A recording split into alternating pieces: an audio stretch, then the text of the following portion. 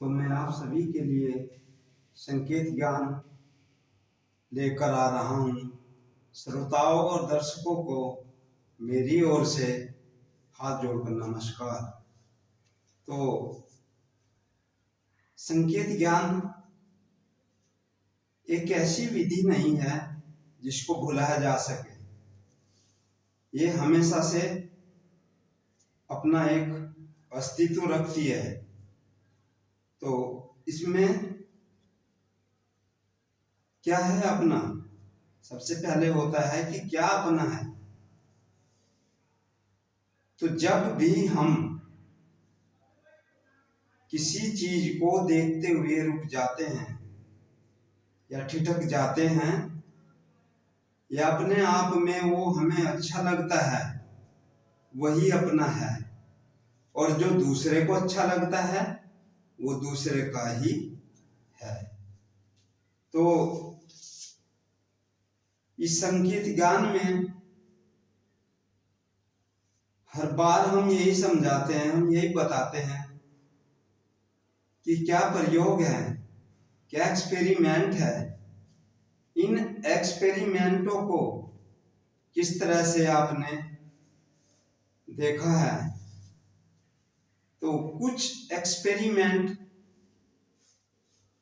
प्राकृतिक होते हैं। जैसे जब कोई चीज हमें अच्छी नहीं लगती तो उसके लिए हम अपने दोनों हाथों से अपनी आंखें ऐसे बंद कर लेते हैं। ये अवस्था तब होती है जब हमें कोई चीज देखना पसंद नहीं होती। और यदि हमें कोई ध्वनि भी अधिक सुन रही है तो उसको सुनने के लिए हम उसको उचित नहीं समझते, तो तब हम अपने कानों को बंद कर लेते हैं।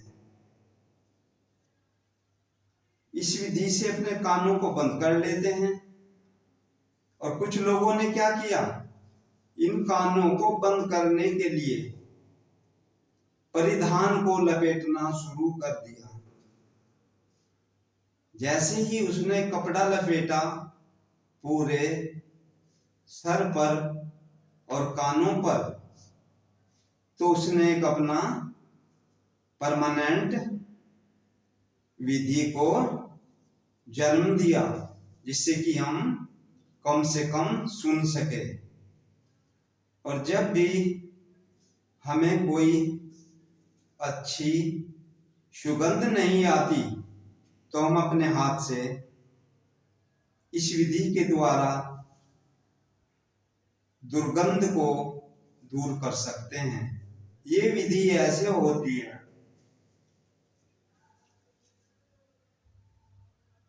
ये भी एक संकेत है।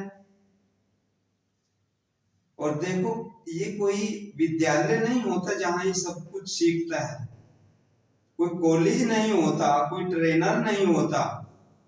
ये तो तुम्हारे अंदर सभी के छिपी पड़ी हुई विद्या है।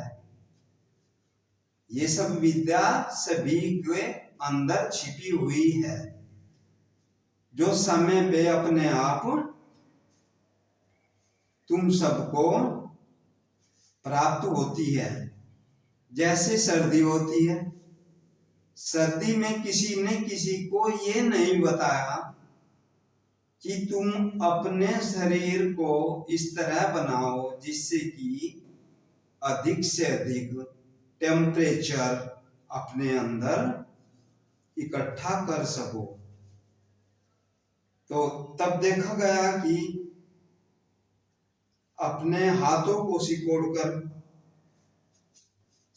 अपनी चेस्ट पर बांध लेना, छाती पर लगा लेना, शरीर को इससे भी सूक्ष्म करने के लिए अपने पैरों को मोड़ लेना और अपने घुटनों को इन बंधे हुए हाथों पर लगा लेना तथा गर्दन को झुका लेना।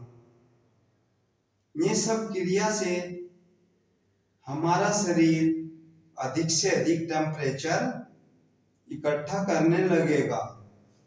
किसी ने पढ़ाया नहीं है ये, ना किसी ने सिखाया है, परंतु ये एक नेचुरल पॉइंट है, इसको सब जानते हैं।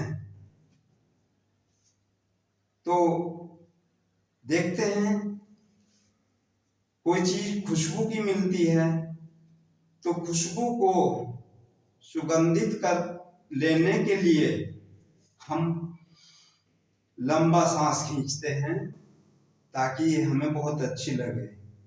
तो अभी बता रहा था मैं कि जब सिलाई मशीन न थी, कपड़े थे,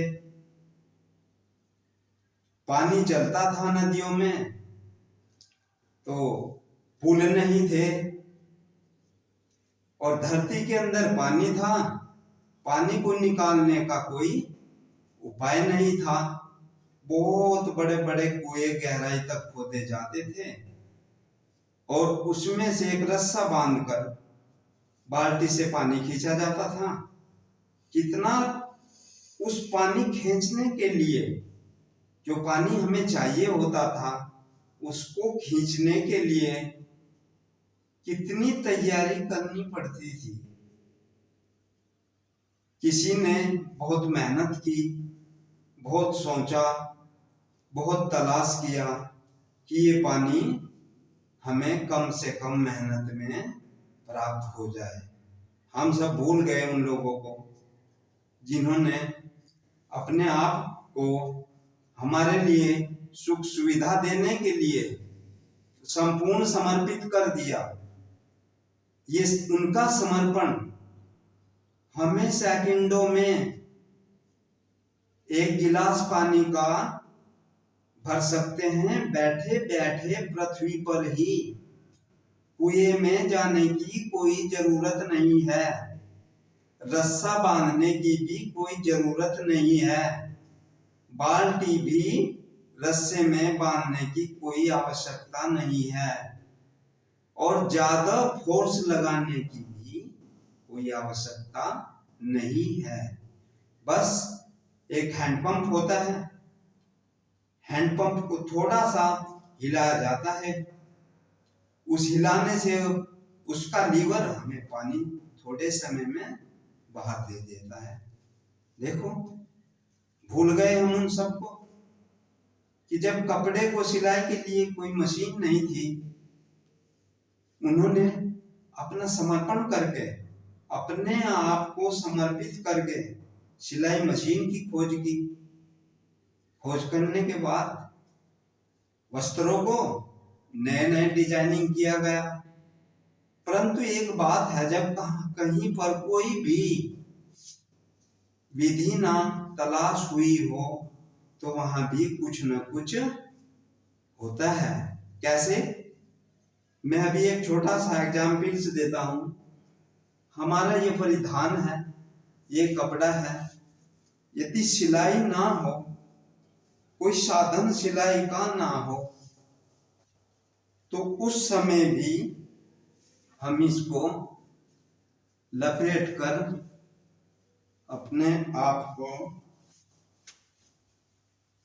ऐसा महसूस कर सकते हैं जैसे हमने कोई पोशाक सिलाई कर ली हो और अपने आप को सर्दी से हम बचा सकते हैं।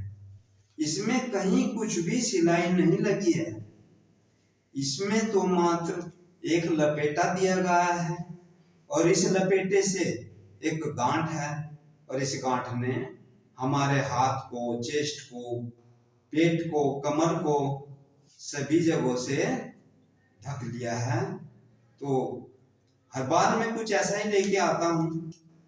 बहुत सारे सिंबल होते हैं, उन्हें देखकर ही हम कुछ न कुछ अनुमान लगाते हैं कि इसका तात्पर्य क्या हो सकता है। तो आज मैं यही थोड़ा सा लेके आया था। अगले समय तक आप प्रतीक्षा करिए और जो भी कुछ ये हो रहा है इसमें तुम्हारा कोई नुकसान नहीं है। ये तो तुम्हारे जो माइंड है उसको विकसित करता है। जैसे जब दर्पण नहीं था तो तब भी एक विधि थी अपना फेस देखने का। जो पानी रुका हुआ पड़ा रहता था तो तब भी उस पानी में झांक कर अपना चेहरा देखा जा सकता था। इसके बाद क्या हुआ, कैसे हुआ? आईने का आविष्कार हुआ। तो तब से लोग सभी आईना प्रयोग करके अपना चेहरा, अपने आप को आईने में देखने लगे। तो बहुत सारी बातें हैं, बहुत सारी चीजें हैं जो आपको बताई जाएगी।